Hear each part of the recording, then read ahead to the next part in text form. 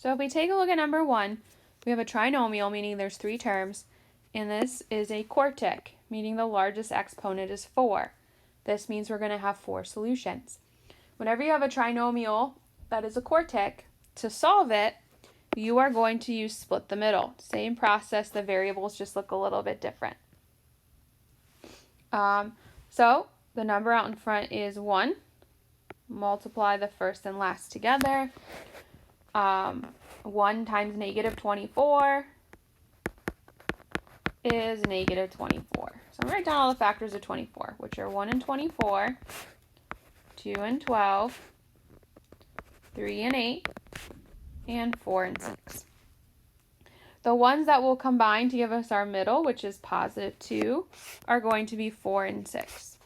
And in order to get a positive 2, the little number is going to be negative, so 4 is going to be negative.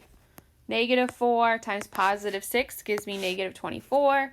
Negative 4 plus 6 gives me positive 2.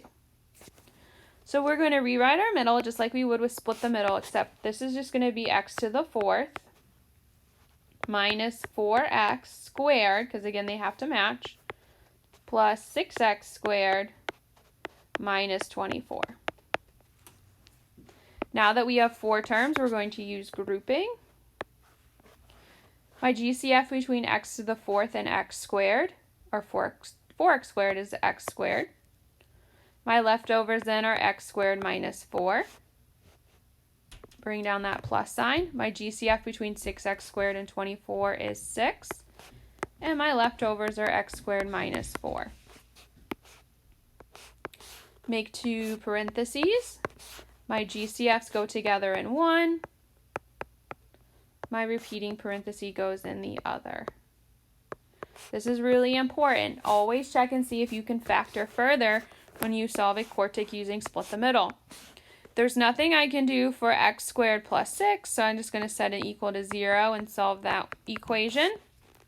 I'm going to set this equal to 0, but I notice I have a perfect square minus a perfect square, meaning I can keep factoring. I can do difference of squares to solve this one. So I make 2 little parentheses. One parenthesis is going to have a plus sign, the other is going to have a minus sign, and then I square root.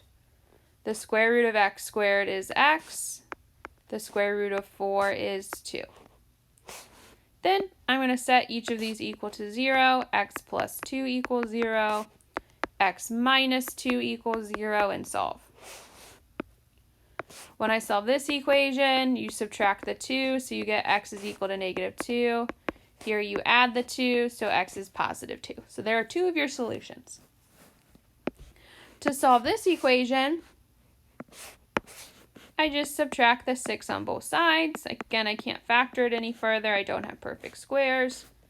Square root both sides, so x is equal to, again, whenever you solve an equation and you square root, make sure you put the plus or minus sign.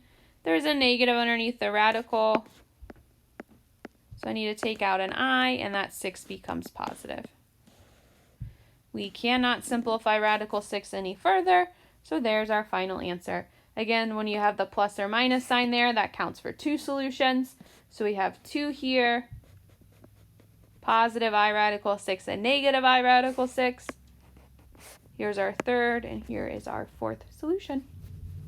There you go.